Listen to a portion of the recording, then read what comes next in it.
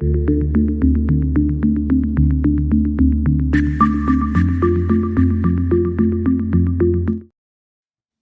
afternoon and welcome to BizTech's Asian Midday Market Watch, powered by Austral Asset Management.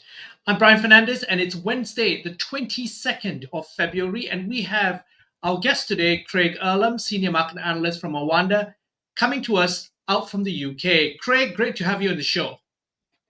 It's great to join. Now, Craig, for a start, let's take a look and see how markets in the region have performed in the first half of the day. But we'll start first with cryptocurrencies. Bitcoin is at 24,116. It's down 3.15%. Ethereum is at 1,642. It's down 3.2%. Looking across the regional equity markets, we start with Singapore. The SGX is down 0.18%. Bursa Malaysia is down 0.29%. Shanghai is down 0.21%. The ASX All Ordinaries is down 0.43%. The Nikkei is down 1.29%. The Hang Seng bucks the trend. It's up 0.2%. And rounding out the numbers, we've got the Kospi, which is down 1.52%. Now, Craig's pretty much a sea of red across the region. Tell us why. Well, I still think there is. I still think interest rates are still playing such a big role. I mean, I can't remember the last time the Hang Seng didn't buck the trend. It does feel like it lives and exists in a world of its own for obvious reasons. With the transition that we're seeing in China, it is very much the outlier in terms of the global growth story. And you look at the data which we had yesterday, and do you know what? We are very much existing now in a good news is bad news and so on and so forth world, where we're seeing strong economic indicators and we're seeing signs of strong resilience and growth. That's more of a concern to investors at this point in time than it otherwise would be, because it means that interest rate hikes aren't working to the extent that people hope. And yesterday we had a bunch of PMIs, and the services PMIs in particular were extremely strong, or at least compared to expectations, and indicate, on top of everything else that we've had, remember, look at the US recently, we've had a really strong jobs report, really strong retail sales report, and stubborn inflation report. And now we've got PMIs that suggest that businesses are really optimistic. It doesn't really align with what the Fed and other central banks want to see, which is slowing growth, hopefully avoiding a recession, but slowing growth, and therefore slowing price pressures. So the narrative is continuing to build that we need to see more from central banks, and that could be ultimately what tips these economies over the edge. And so we're going through a bad data spell ultimately right now, and that's starting to finally weigh on sentiment, because we've got to remember these equity markets have been incredibly resilient. Now, speaking of central banks and their actions and trying to curb inflation, we've got the Reserve Bank of New Zealand, which announced this morning that it's hiked interest rates by 50 basis points to 4.75%. Now, in New Zealand, that's the highest in over 14 years. And that sentiment echoed what's happening in Australia as well, which the narrative is from the Reserve Bank that it's going to be higher for longer. What's your take on those actions for those particular markets in general? Yeah, there's been a big shift in Australia over the course of the last month or so, because the inflation data is headed very much in the wrong direction and at pace. The RBNZ has been very consistent in its messaging that it's not yet got a grip of inflation and that forces are against it. Of course, we know there's a very tight labour market. Inflation is far too high. The closing of the borders, which was very helpful in containing the virus over the last few years, was unhelpful in managing the labour market and has led to extreme tightness in the labour market, which it's finding very difficult to maintain. The housing market bubble was a massive issue, and in fact, that's going to be a problem, an ongoing problem in New Zealand now for at least the foreseeable future.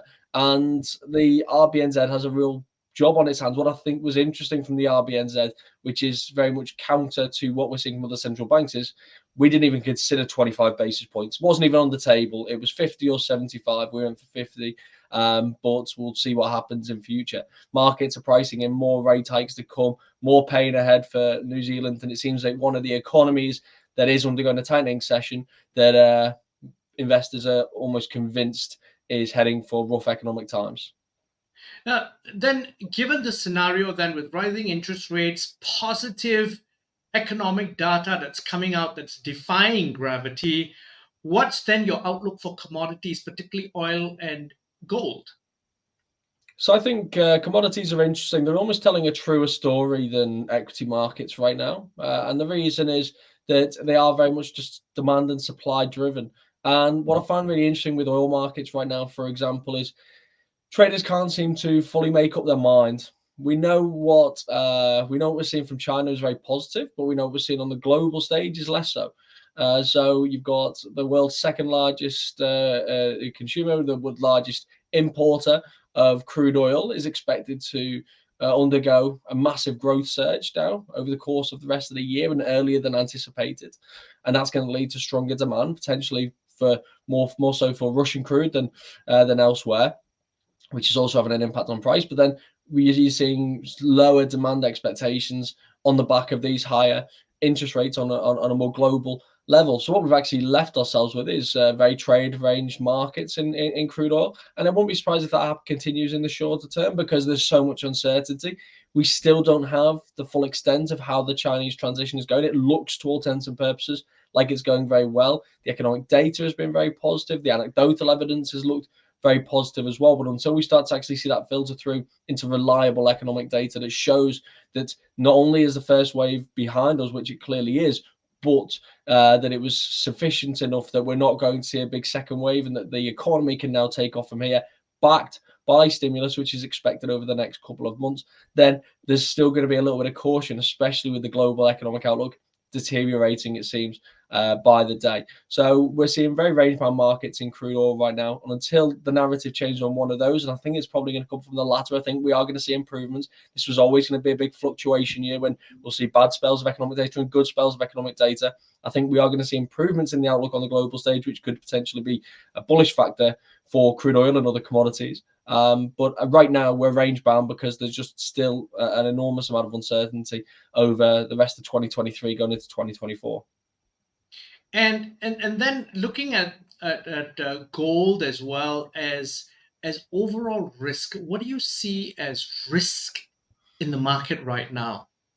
Obviously, there's geopolitical risk that's hanging over markets. Is there something that you're particularly concerned about right now? So there's a lot of geopolitical risk, of course. What's happening in Ukraine and the continued direction of travel that we're seeing here, it doesn't seem that we're heading anytime soon towards a positive outcome. Tensions between US and China is a big thing as well. But I don't think we're seeing that having a massive influence on the markets at this stage. But that could, of course, change. We'll see how that evolves over the course of the next month or so.